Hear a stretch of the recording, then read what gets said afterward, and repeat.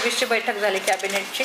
त्याच्यामध्ये महाराष्ट्र शासनाने पुण्यश्लोक अहिल्यादेवी होळकर शेतकरी कर्जमुक्ती योजना 2026 ही लागू करण्याचा निर्णय घेतलेला आहे. या योजनेमध्ये जे पात्र शेतकरी असतील त्यांना प्रलंबित जे पीक कर्ज आहे त्यातून दिलासा देण्यात येणार आहे. त्यांनी कर्जाच्या ओझ्यातून मुक्त व्हावं आणि शेती व्यवसायासाठी त्यांना पुन्हा सक्षम बनवावा असा त्याचा शासनाचा हेतू आहे.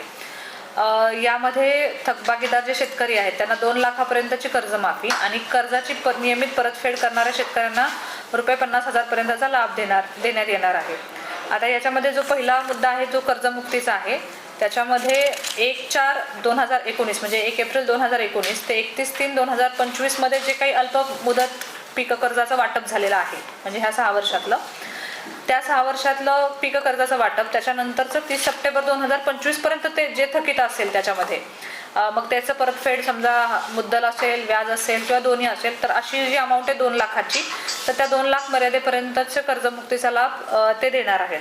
आणि वन टाइम सेटलमेंटमध्ये जर 2 लाखापेक्षा तुमची जास्त रक्कम असेल कर्जाची तर जी वरची थकीत रक्कम आहे ती त्यांनी भरायची आहे. त्याच्यानंतरच त्याला 2 लाखाचे जी कर्जमुक्तीचा लाभ त्यांना घेता येणार आहे.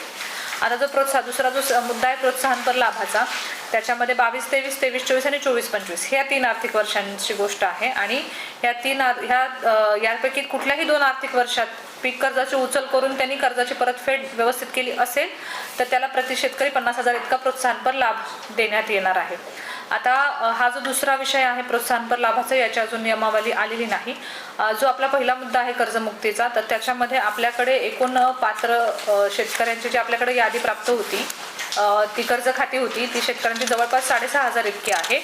त्यापैकी शासनाकडून जे पात्र होऊ शकतात अशी 3,708 शेतकऱ्यांची यादी आपल्याला मिळालेली आहेत. आणि ह्यांचं आपल्याला आधार ऑथेंटिकेशन करून घ्यायचं आहे, आधार प्रमाणीकरण करून घ्यायचं आहे.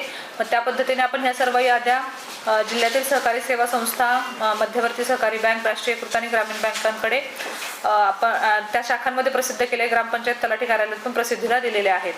तर या योजनेचा जर लाभ घ्यायचा असेल कर्जमुक्तीचा तर शेतकऱ्यांनी आधार प्रमाणीकरण करून घेणं आवश्यक आहे. आणि आधार प्रमाणीकरणासाठी तसंच ॲग्रिस्टॅक आणि फार्मर आय डी अनिवार्य आहे. तर ज्यांचा ॲग्रिस्टॅक फार्मर आय डी नाही त्यांनी ॲग्रिस्टॅक पोर्टलवरती नोंदणी करणं आवश्यक आहे.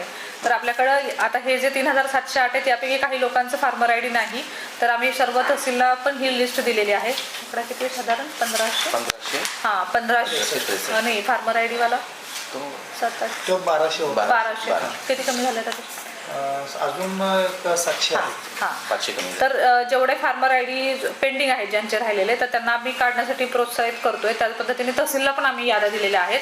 तहसीलदारांवरती पण ही जबाबदारी सोपवली की जे काही इथे पात्र होऊ शकतात कर्जमुक्तीसाठी त्यांचे फार्मर आय डी नाही तर त्यांचे फार्मर आय डी त्यांचे करून घ्यावेत. मागच्या 2-3 दिवसापूर्वी जवळपास 1200चा आकडा होता तो आता कमी करता मी 700 वरती ती पेंडन्सी आहे.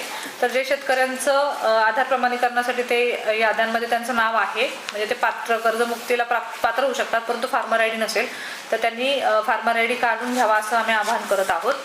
आणि जे आधार प्रमाणीकरण आहे म्हणजे 3,708 कर्ज खाती जे आहेत त्यापैकी 2145चं आधार ऑथेंटिकेशन झाले, 1567चं पण राहिलेलं आहे. त्यांना देखील आम्ही आवाहन करतो की त्यांनी करून घ्यायचं आहे.